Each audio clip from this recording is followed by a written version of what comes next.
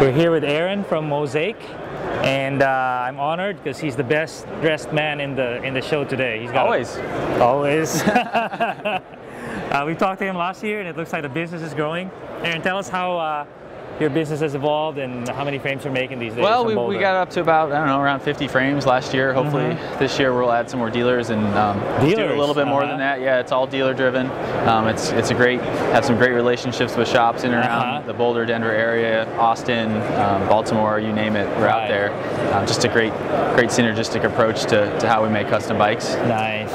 Yeah, it's been really good, and the product has continually evolved with the onset of all the new headset standards, bottom bracket standards. Right. I've been trying out many. You keep up with those new standards. Absolutely. I mean, we're doing the standard bottom bracket BB30. We're doing PF30 now. Right. Oversized head tube for tapered steers, inset, the whole bit. You know, it's kind of interesting. You see the old school guys who are not changing, and then you need the new blood who want the advantages of the new standards, as long as it makes sense. And my philosophy as a builder is to, I mean, each bike fits the application for each rider. So sometimes it calls for an oversized head tube or something stiffer, and for some smaller riders it doesn't. And sometimes I have to talk them out of the new standards. Even better. Yeah. So I mean, customizing that's the choice. The customized philosophy of fit to build the fit of each rider. You know. Yeah. Build the strength. Or fit the choose the weight and the strength. Exactly. According to the rider. There's many factors that go into making an individual bike for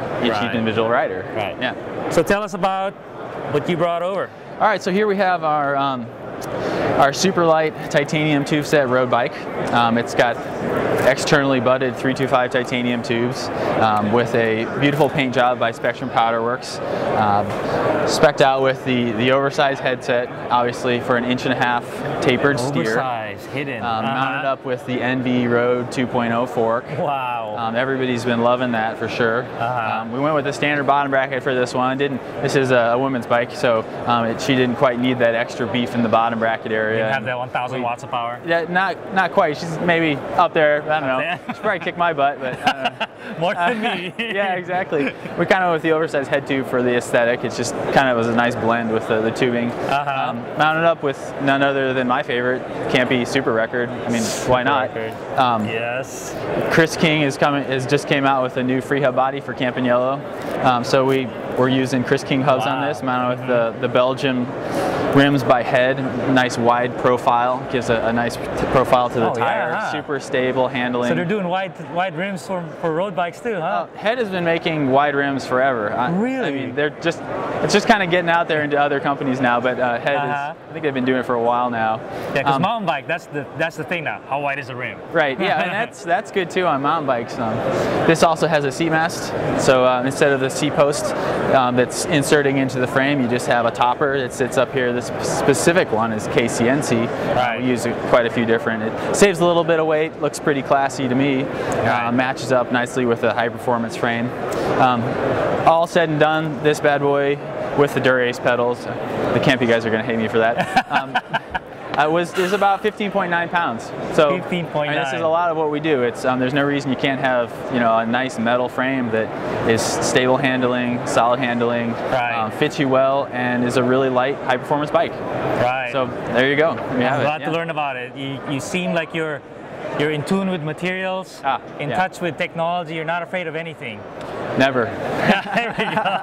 I don't know. We'll see what everybody comes up with next. It's definitely partially customer driven. We're getting customers that want the seat mast and want the oversized head tube, want the bottom brackets, and then some of it is design. So it's where they all meet is where the customization comes in. Right. And I think it just adds to the custom builder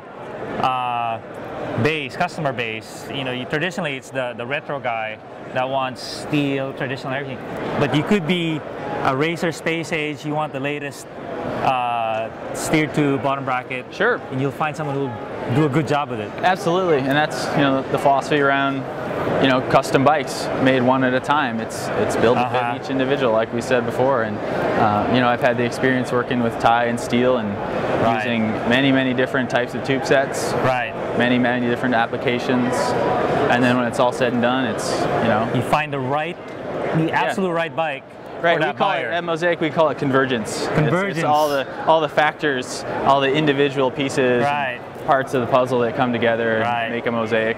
Right. It's convergence, yeah. Before it was fit, but now it's fit, material, Yep. technology. Yeah, and that's what you should get out of a custom bike. You know, it's an expensive piece of equipment that should last you a really long time, and you as a consumer deserve that out of a custom bike, and that's what we do. You know, that's what it's all about. I like it. I like what I hear. Yeah. Thank you, Aaron. Yeah, and thanks for having us.